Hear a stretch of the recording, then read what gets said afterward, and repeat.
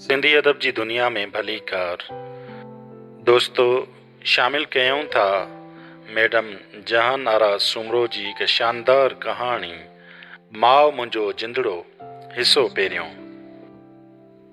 Madam संजीदा अंसारीअ फाइलनि ते सही कंदे कंदे पंहिंजे मातहत मिस्टर सिद्दीकीअ ॾांहुं ॾिठो, जेको संदसि टेबल जे भरिसां अदब सां बीठो हो ऐं चयाईं, मिस्टर सिद्दीकी, ही सभु फाइल अॼु त न निकिरी सघंदा।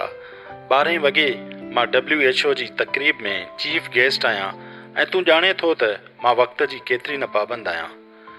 मैडम अवी बजा था फरमायो, सिद्दीकी साहब चयो, ही प्रमोशन केस आहिनि, 1 महीने खां अव्हां जी टेबल ते पिया आहिनि, अव्हां जी मसरूफ़ियतुनि सबबि सही न थी सघिया आहिनि। वरी सुभाणे अवी मीटिंग जे सिलसिले में इस्लामाबाद हली वेंदियूं त ही पेंडिंग में रहिजी वेंदा। मैडम संजीदा अंसारी कुछ देर सोचींदी रही, पोइ चयाईं, ओके, अवी ऑफिस खोले रखो, मां तक़रीब मां वापसि अची सही कंदसि, चाहे केतिरी बि देर वेहणो पवे, अॼु इन कम खे मुकमिल कबो। बहितर मैडम, सिद्दीकी साहब निबड़त मां चयो। मैडम अंसारी साम्हूं भित ते लॻल घड़ियाल ॾांहुं ॾिठो। 12:15 थी रहिया हुआ। हिन फाइल बंदि करे हिकु तरफ़ रखिया ऐं वञण लाइ उथी खड़ी थी। उन वक़्तु ॿाहिरां गोड़ ॿुधण में आयो। सिद्दीकी साहब तकिड़ो ॿाहिरि निकिरी वियो ऐं 2 मिंटनि खां पोइ अंदरि मोटी आयो। ही छा जो गोड़ आहे? मैडम अंसारीअ पुछो। मैडम साॻी पौड़ी आहे जंहिंजे पुट जो केस अव्हां खे रेफर कयो वियो आहे। What is this nonsense mister Siddiqui? Madam अंसारीअ कावड़ मचां पुछो। एॾी सख़्त सिक्योरिटी जे बावजूदि माण्हू अंदरि कीअं था अचनि? मैडम, इहे सफ़ा अनकल्चर्ड जाहिल माण्हू आहिनि, ज़बरदस्ती अंदरि घिड़ी था अचनि। हिकु त औरत, ॿियो उमिरि रसीदा, छा कजनि? पर मिस्टर सिद्दीकी, मां ॿाहिरि कीअं वेंदसि? हीअ माई त मूंखे तंग कंदी। मैडम, मां गार्ड बीहारे आयो आहियां, अवी बेफ़िक्र थी वञो। मैडम अंसारी ऑफिस मां निकिरी जीअं ई पंहिंजी गाॾीअ ॾांहुं वई त परियां मेरी गदली पौड़ी 3-4 गार्डनि सां झेड़ो कंदे नज़र आयसि।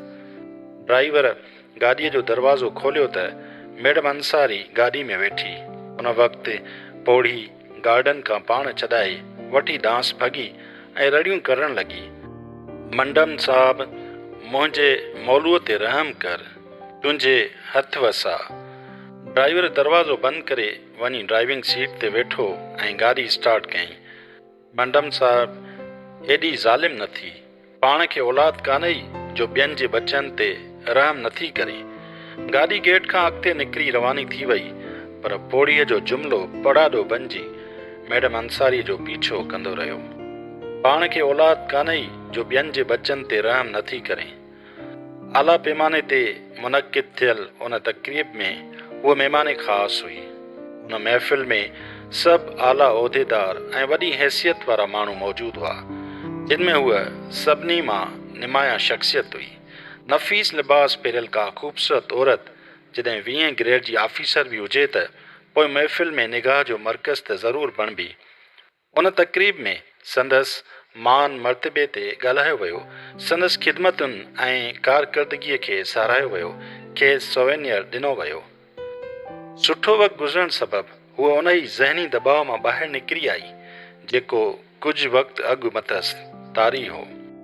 तक़रीब जे ख़ात्मे खां पोइ उहा वापसि ऑफिस वई, इत्मिनान सां समूरा काग़ज़ सही कयईं। जॾहिं कमु ख़तमु करे ॿाहिरि निकिती त शाम थी चुकी हुई।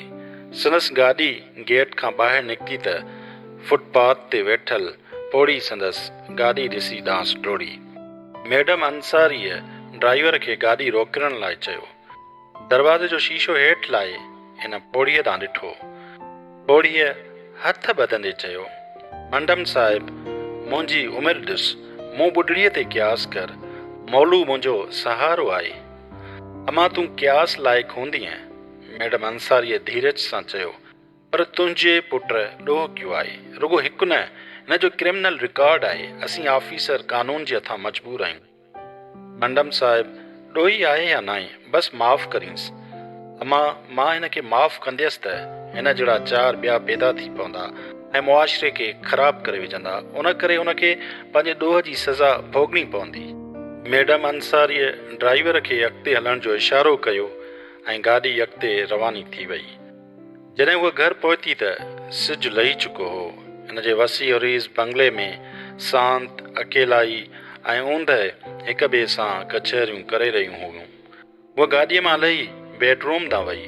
संदसि house keeper Angela dance I. सलाम करे पुछाईंसि, मैडम चांहि तयारु कजे या काफ़ी? कुझु न एंजिला, हिन वराणियो, मां ॾाढी थकिजी पई आहियां, कलाक खनि आराम कंदी हुअसि, मूंखे डिस्टर्ब न कजो। हिन पंहिंजे मोबाइल जो बटण ऑफ करे फ़ोन साइड टेबल ते रखी ऐं बेड ते लेटी पई। एंजिला लाइट बंदि करे ॿाहिरि निकिरी वई ऐं बेडरूम जो दरवाज़ो ॿेकड़े छॾियईं। संजीदा का महिल ईअं बेसत पई रही। थोरी देरि खां पोइ जीअं ई पासो वरायईं त संदसि नज़र साम्हूं रखियल तस्वीर ते पई। उहा यकटक उन तस्वीर खे ॾिसण लॻी। या संदसि 20 साल पुराणी तस्वीर हुई, जंहिंमें उहा पंहिंजे 6 सालनि जे नंढड़े पुट कैफ़ीअ खे भाकुर में झले खिली रही हुई ऐं कैफ़ीअ जी खिल में शरारत झलकी रही हुई। उन वक़्तु पोड़ीअ जो आवाज़ हथोड़ो बणिजी हिन जे दिमाग़ में वॼण लॻो। पाण खे औलाद कान्हे जो ॿियनि जे बचनि ते रहम नथी करी। उहा बेचैन थी उथी वेठी ऐं पोइ पलंग तां हेठि लही गरा गरा कदम खणंदी अची आईने जे साम्हूं बीठी। साम्हूं ई संदसि अक्स हो, बेवसीअ जी तस्वीर। तूं केॾी न बदनसीब मां आहीं संजू, औलाद हूंदे बे औलाद आहीं। हूअ उतां हटी अची पंहिंजी ऐं कैफ़ी जे फोटो वटि बीठी। फोटो फ्रेम हथ में खणी ॿिए हथ सां उन मथां छांयल दज़ साफ़ कयईं। पंहिंजी माउ खे बे औलाद हुजण जी सज़ा ॾेई तूं केॾांहुं हलियो वहीं कैफ़ी, तूं किथे आहीं? फोटूअ खे सीने सां लॻाए उहा बे अख़्तियार रोअण लॻी। उन वक़्तु वॾे आलीशान बंगले जे शानदार बेडरूम में का आला ग्रेड वारी मोज़िस ख़ातून न, पर हिकु बेवस गमज़दा माउ हुई, जेका वक़्त जे उन ज़ालिम लम्हे खे यादि करे ज़ारो ज़ार रोई रही हुई, जेको हिन जी भरियल हंज ख़ाली कयूं हलियो वियो हो। उहो 80 जे ॾहाके जो पोयों साल हो।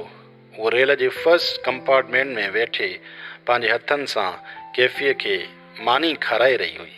साम्हूं वारी सीट ते संदसि मुड़ुसु समी नाराज़ वेठो अख़बार पढ़ी रहियो हो, पर हूअ ख़ुशि हुई। कैफ़ीअ खे पाण खां अलॻि करण जे ख़ौफ़ मां निकिरी आई हुई। उन करे पाण खे हल्को फुल्को महसूस करे रही हुई। रहियो सवाल समीअ जी नाराज़गीअ जो, इहो हिनखे यकीन हो त उहा घणी देरि रहण वारी न हुई। समी हुन सां एतिरी त मोहबत कंदो हो जो घणी देरि ताईं हुन सां नाराज़ रही न सघंदो हो। समीअ जी ख़्वाहिश हुई त कैफ़ी खे मरी कॉन्वेंट में दाख़िल कराइजे। कैफ़ी सनन अकेलो औलाद हो। कैफ़ीअ जी पैदाइश खां पोइ कंहिं अंदरूनी पेचीदगीअ सबबि संजीदा ॿियो ॿार पैदा करण खां महरूम हुई। उन करे कैफ़ी सनन उमीदुनि जो वाहिद मर्कज़ हो। समी चाहियो थे त कैफ़ी आला तालीम हासिल करे। ख़्वाहिश त संजीदा जी बि हुई त कैफ़ी वॾे लाइ CSP ऑफिसर बणिजे, पर कैफ़ी खे पाण खां जुदा करण जो तसवुर ई हुन लाइ ख़ौफ़नाक हो। समीअ जे घणे ज़ोर बहण ते उहा कैफ़ी खे मरी कॉन्वेंट में दाख़िल करण लाइ राज़ी थी। जॾहिं हू इहो ॾूरांओ सफ़र तय करे मरी पहुता त संजीदा जी हिमत जवाबु ॾेई वई ऐं हुन कैफ़ीअ खे पाण खां जुदा करण लाइ इनकार करे छॾियो। समी संदसि फ़ैसिले ते परेशान थी वियो। खेसि घणो ई सम्झाइण जी कोशिशि कयईं, पर हू पंहिंजे फ़ैसिले ते अटल रही। जेकॾहिं तोखे कैफ़ीअ खे मरी कॉन्वेंट में दाख़िल न कराइणो हो त अॻु में ई ॿुधाए छॾी हां। हेॾो सारो सफ़र करे एतिरो परे अचण जी कहिड़ी ज़रूरत हुई? समी ख़फ़ी थींदे चयो। समी मां त अवल ई राज़ी न हुयसि। संजीदा चयो, तूं ई ज़िद कयो हो। हिते पहुचण खां पोइ मूंखे ख़बर पई त कैफ़ी मूंखां केतिरो न परे रहंदो। मां कैफ़ीअ खां परे रही नथी सघां।